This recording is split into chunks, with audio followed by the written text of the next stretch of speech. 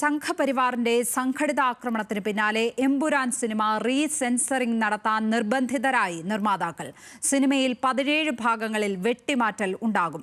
Re edited വേർഷനാകും അടുത്തയാഴ്ച മുതൽ പ്രദർശിപ്പിക്കുക. RSS മുഖവാരികയിൽ ഇന്ന് എമ്പുരാനും പൃഥ്വിരാജിനും എതിരെ കടുത്ത വിമർശനമാണ് ഉയർന്നത്.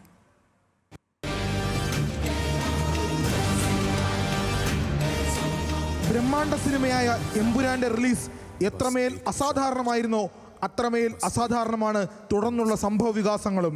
സംഘപരിവാർ ഹേറ്റ് ക്യാമ്പയിൻ ശക്തമാക്കിയതിനു പിന്നാലെ നിർമ്മാതാക്കൾ തന്നെ സിനിമയിലെ ചില ഭാഗങ്ങൾ വെട്ടിമാറ്റാൻ തയ്യാറായി. അതിനായി റീസെൻസറിംഗ് നടത്താൻ ബോർഡിൽ അപേക്ഷ നൽകി. ഇതുപ്രകാരം 17 ഭാഗങ്ങളിൽ വെട്ടിമാറ്റൽ ഉണ്ടാകും. ചില സംഭാഷണങ്ങൾ മ്യൂട്ട് ചെയ്യും. പ്രധാന വില്ലന്റെ പേര് മാറ്റും. ഗുജറാത്ത് കലാപത്തെ സൂചിപ്പിക്കുന്ന തരത്തിലുള്ള പേരുകളിലും അക്രമ ദൃശ്യങ്ങളിലും ഗർഭിണിയെ ബലാത്സംഗം ചെയ്യുന്ന സീനിലും മാറ്റം വരും.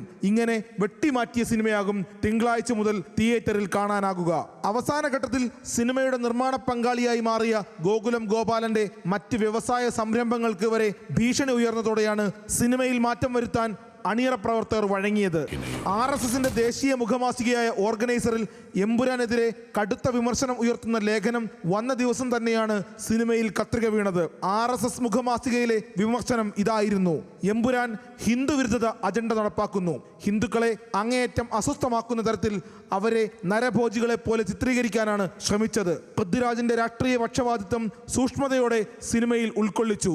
പൗരത്വ ബില്ലിനെതിരെ പരസ്യമായി രംഗത്ത് വന്നിട്ടുള്ള നടനാണ് പൃഥ്വിരാജെന്നും രാജ്യവിരുദ്ധ ശക്തികളെ പ്രകീർത്തിക്കാനാണ് സിനിമയിലൂടെ നടൻ ശ്രമിച്ചിട്ടുള്ളതെന്നും RSS വാരികയുടെ ഓൺലൈൻ പതിപ്പിലെ ലേഖനം വിമർശിക്കുന്നു. നേരത്തെ വാരിയൻ കുന്നൻ എന്ന പ്രോജക്റ്റ് പ്രഖ്യാപിക്കപ്പെട്ടത് അതിനുദാഹരണമാണെന്നും ലേഖനം എടുത്തു പറയുന്നുണ്ട്. ഇന്ന് മാധ്യമങ്ങളോട് പ്രതികരിച്ച കേന്ദ്രമന്ത്രി സുരേഷ് ഗോപിയുടെ വാക്കുകളിലും അതൃപ്തി വ്യക്തമാണ്. നല്ല കാര്യം വല്ലതും പറയൂ എന്നാണ് സുരേഷ് ഗോപി എമ്പുരാനെ കുറിച്ചുള്ള ചോദ്യങ്ങളോട് പ്രതികരിച്ചത്. നല്ല കാര്യങ്ങൾ സംസാരിക്കും. സിനിമയെ സിനിമയായി കണ്ടാൽ മതിയെന്ന് MD രമേശ് പറഞ്ഞതാണ് BJP നിലപാടെന്ന് കേന്ദ്രമന്ത്രി ജോർജ് കുര്യൻ പ്രതികരിച്ചു. സിനിമ സിനിമയാണ്, അത് കാണണം. അത് സംസ്ഥാന പ്രസിഡന്റ് എൻഡോഴ്സ് ചെയ്തിട്ടുണ്ട്. അതായത് കാണണം എന്നാണ് രണ്ടുപേരും പറഞ്ഞത്. കടുത്ത ഗൂഢാലോചന സിദ്ധാന്തമാണ് യുവമോർച്ച സംസ്ഥാന ജനറൽ സെക്രട്ടറി K ഗണേഷ് മുന്നോട്ട് വെച്ചത്. പൃഥ്വിരാജിന്റെ ആടുജീവിതത്തിന് ശേഷമുള്ള സിനിമകളിലെ ആശയങ്ങൾ തികച്ചും ദേശവിരുദ്ധവും തീവ്രവാദ ആശയങ്ങളെ വെള്ളപൂശുന്നതുമാണ്. കുരുതി, ജനഗണമന തുടങ്ങിയ സിനിമകൾ അതിനുദാഹരണമാണ്. ആടുജീവിതത്തിന്റെ ഷൂട്ടിങ്ങിനിടെ ജോർദാനിൽ കുടുങ്ങിയ സമയം ആരൊക്കെയായി പൃഥ്വിരാജ് സമ്പർക്കം പുലർത്തി എന്നതൊക്കെ പരിശോധിക്കണമെന്നും യുവമോർച്ച നേതാവ് ആവശ്യപ്പെട്ടു. എമ്പുരാൻ സിനിമയെ സംബന്ധിച്ച് BJPയിൽ ഒരു തരത്തിലുള്ള ആശയക്കുഴപ്പവുമില്ലെന്ന് മുൻ പ്രസിഡന്റ് K സുരേന്ദ്രൻ പറഞ്ഞു.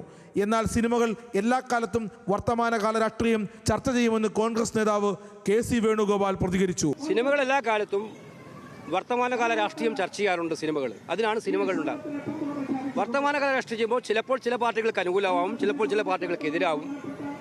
അതൊക്കെ ആവിഷ്കാര സ്വാതന്ത്ര്യത്തിൻ്റെ ഭാഗമായി. അപ്പോൾ തങ്ങളെ വിമർശിക്കപ്പെടുമ്പോൾ മാത്രം അസഹിഷ്ണുതയോടെ കാണുന്നത് ശരിയാണോ എന്നുള്ളത് അവർ സ്വയം തീരുമാനിക്കണം.